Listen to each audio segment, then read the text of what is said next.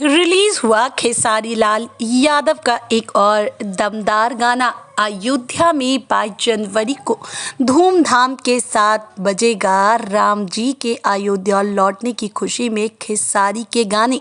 जी हाँ दोस्तों, आपको बता दें खेसारी लाल यादव ने अपनी फैंस को अयोध्या के इस स्पेशल खास मौके पर अपने फैंस को एक खास तोहफा दे दिया है और वो तोहफा है राम जी के ऊपर गाए हुए गाने को लेकर के। दरअसल में खेसारी लाल यादव का आज एक गाना SR के म्यूजिक तले रिलीज हुआ है, जिस गाने को सुनते ही फैंस का दिल मानो झूम उठा है। और गाने के बोल हैं राम जी की जय, हनुमान जी की जय। और इस गाने को देख करके मानो फैंस को तो भाई खेसारी लाल के प्रति जो प्यार है और भी ज़्यादा उमड़ पड़ा है।